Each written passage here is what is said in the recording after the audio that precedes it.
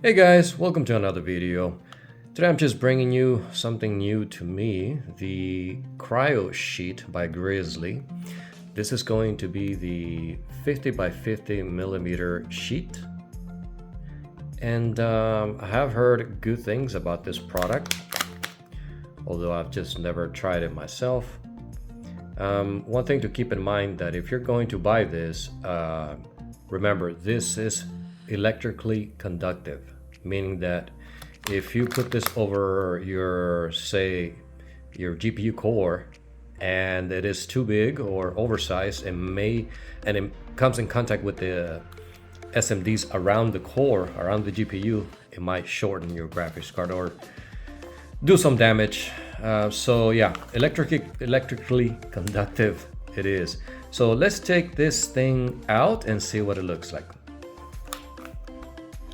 All right, let's get this out of this bag here.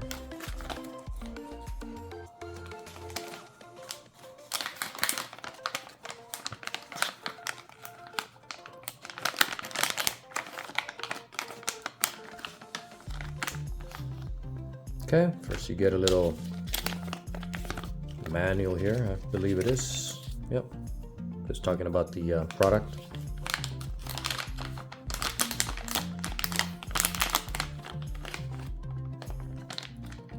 And that's it. Okay, so let's put that aside. And yeah, so it comes packed in a little box here. All right, right on. And let's see what this is looking like. Okay.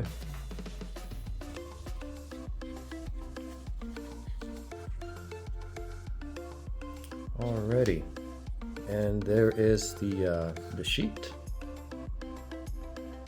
For those of you who wanted to get a closer angle, there you have it. That's what this looks like.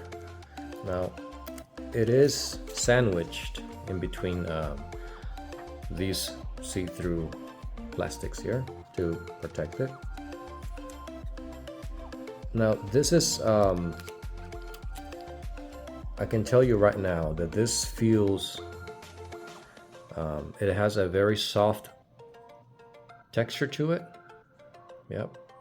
Like if it was silk, to that effect.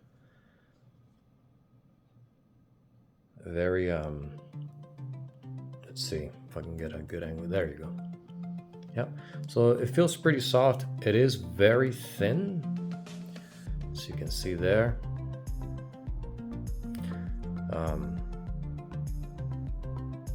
Shiny.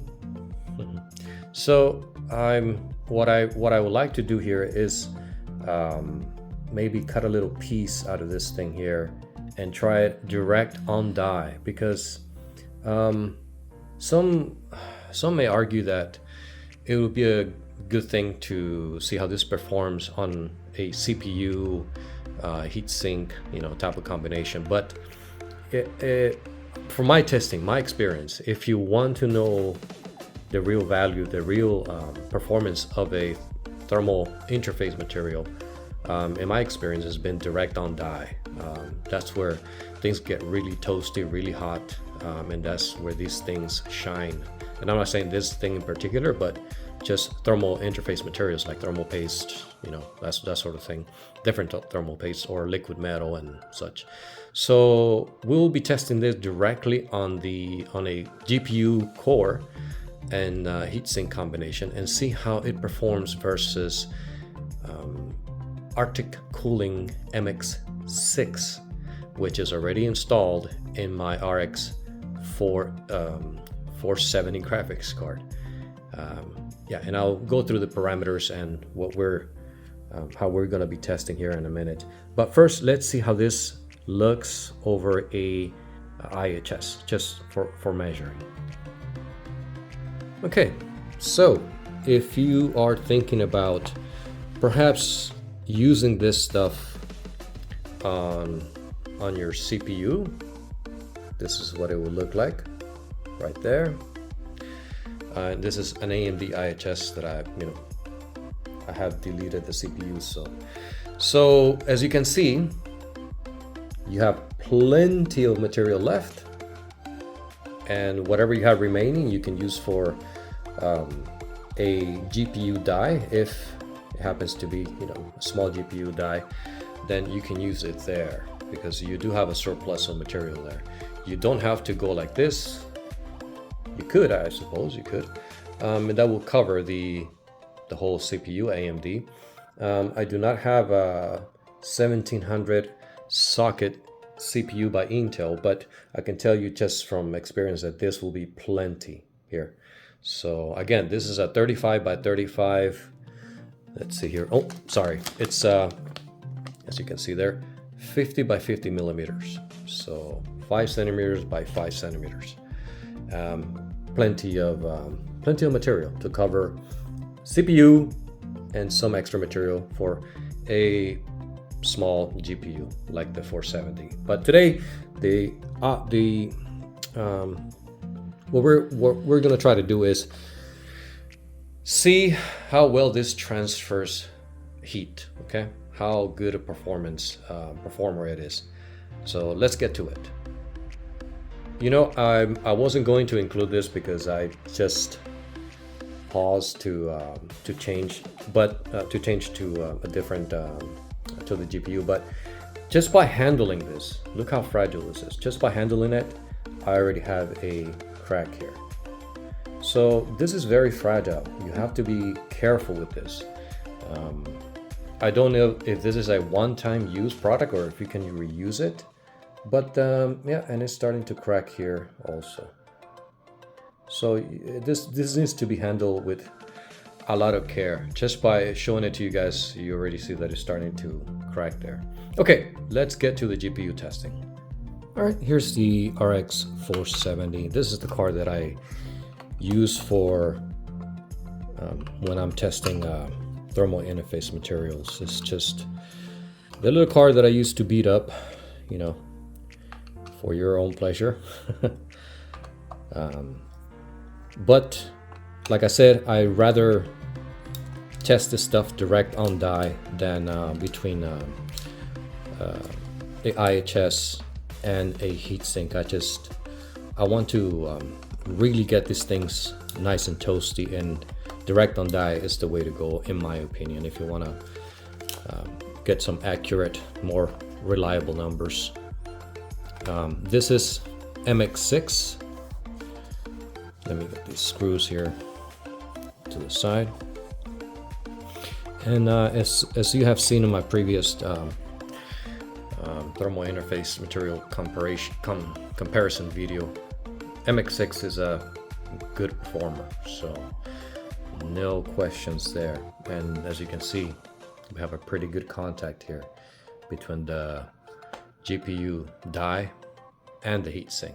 So yep, the idea today is to test thermal conductivity. But another thing that I wanted to touch on is whether this stuff can be reused. Is it reusable? If you go on Reddit, some may say that yeah, you can reuse it and such, you know, whatnot. But as you have seen, this stuff is very fragile. All right, guys. So here we have it. That's a pretty clean die, in my opinion. Now, Grizzly also claims that this product is a install or add and forget type of deal. It has pretty good longevity. So I don't know, I haven't read any specs, you know, where they say how long this stuff is good for, how long it'll be thermally conductive. I suspect since it is a solid state type of thermal interface, that this possibly will be thermally conductive for as long as you own your product. That means CPU or GPU, given that there is no dry out here to happen. And not to say that a dry thermal paste loses its thermal conductivity, because that's not the case with all thermal pastes.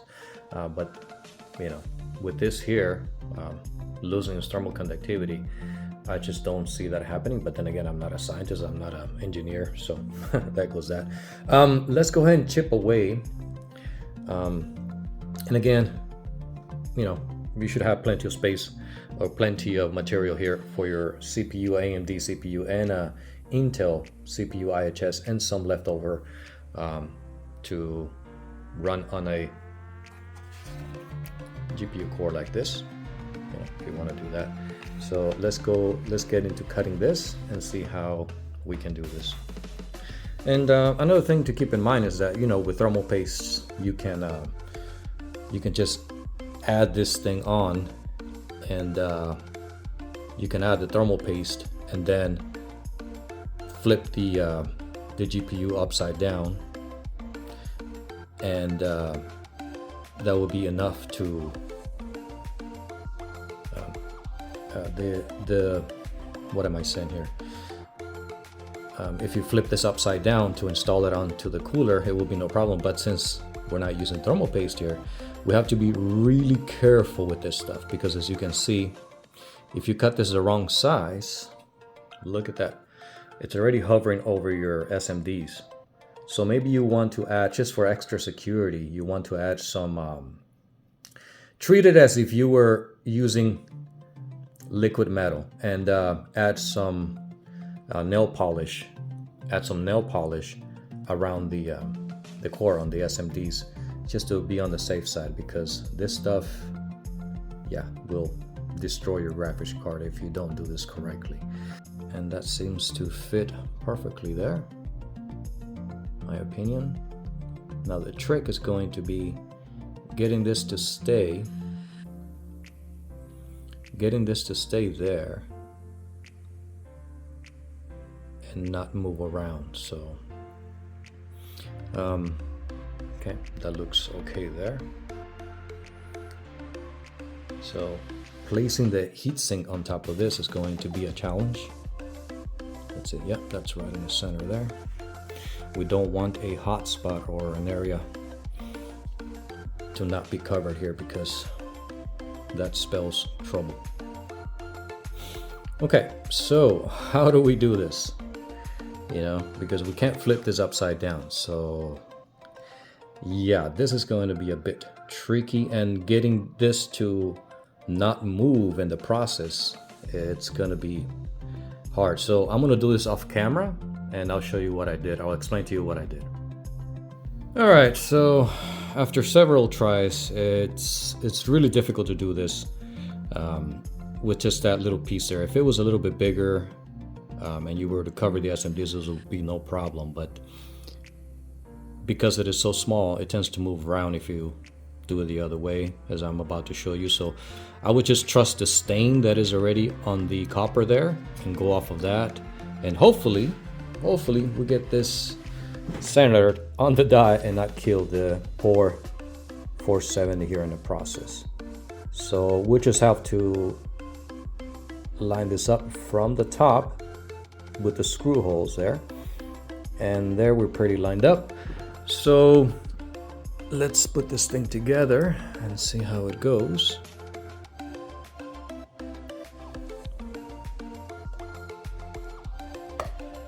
we go, that's one. So applying this thing when you want to be conservative and just use a little bit, like I am doing right now, it's a pain in the butt. Like I said, it would be easier if you use a bigger amount of it to cover the whole die and also the SMDs. So when you go and put the heatsink on it, you don't have to worry about it shifting or, that sort of deal, or maybe not being centered correctly and leaving exposed parts of the die, and thus causing a hotspot issue or worse. But okay, this seems to hopefully have worked. Have to go by the stain that is on the cooler and trust that we have this centered correctly. If not, we'll find out sooner than later. We'll find out for sure when we go and power this thing on and encounter temperature issues. Oh boy. So that's my fear with this product is the application, and the same can be said for when you install it on a CPU. If you go and move the heatsink around, the sheet may shift, or worse, it may just crack like this and leave open small gaps in between, and that could be a problem, especially on die. Okay, so it's on there. Let's see what the temperatures look like compared to MX6. Alright guys, so same parameters as we did with the MX6 test last time. I'm going to be locking the frequency on the core at 1000 megahertz. Set our power limit to the max, and our fan speed will be locked at 50%. Yeah, that's coming from my graphics card. It's old, man, and it tends to do that, so you just gotta, show it some love. Okay, so let's start the test here real quick. Minimize this and see what we get. Primarily, we're concerned with the overall temperature, and so far so good, right? Just starting the test. At least it didn't automatically go off the chart here. So again, we're locked at 1000 megahertz, 50% fan speed, and power limit all the way to the max. So we'll let this run for half an hour, and I'll report to you guys then, see what the maximum temperature reach was or is. Yeah. All right, fellas, so it's been half an hour, and as you can see there, temperature is fluctuating between 77 and 76 degrees, and that's where it likes to hover. So we'll say 77 is the max temperature reached in the span of time that I've given this to run. And I have to say that I was actually not expecting this type of performance from a graphene sheet, because that's what this stuff is. Man, I'm impressed. This can actually, replace thermal paste. I mean, if you just want to add this and forget, this stuff will work great. It will work just fine. And just apply and forget. And yeah, so that's my conclusion of this, that this seems to work great.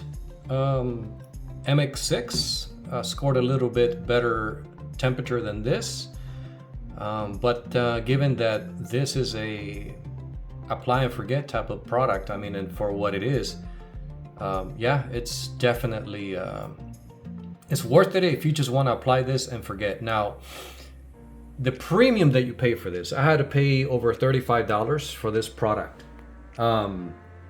So basically, if you're tinkering with computers all the time and you don't want to pay that much, then I would stick with normal thermal paste, MX4, MX6, or Cryonaut, Thermal Grizzly Cryonaut Extreme would be my choice. And that is still my choice. This is just a one-off. I mean, I don't know. One-off wouldn't be a good description. This is a good product as far as I can tell. I am pretty impressed with this performance, but to pay $35 for something like this, I don't know. I guess this depends on you as the buyer, as the end user. If it's worth it for you or not. For me, no, because I'm always tinkering with these things and taking these things apart, and I'm always upgrading, moving things around. So this right here would just not be for me. But if I want to put it on a graphics card, that is, for example, I do have a RTX 2080 that runs 24/7, doing folding at home. I'm actually going to be applying this to that card because I just want to put it on and forget about it. I don't want to have to worry about changing the thermal paste after all. So yeah, this is a good product. This is a good product. It does work. It does perform as they claim. So yeah, but as far as like reusing it, well, as you saw there when I was opening this stuff up, it started to crack, and that's not something that I would consider a reuse type of product. I mean, I suppose if you're really careful when you remove this, you can reuse it, but yeah, well, you saw it for yourself. Anyway, that's all I have for now, guys. Good product. I recommend it if you just want to apply this and forget. Yeah, then maybe this stuff is for you. They do sell them in different sizes.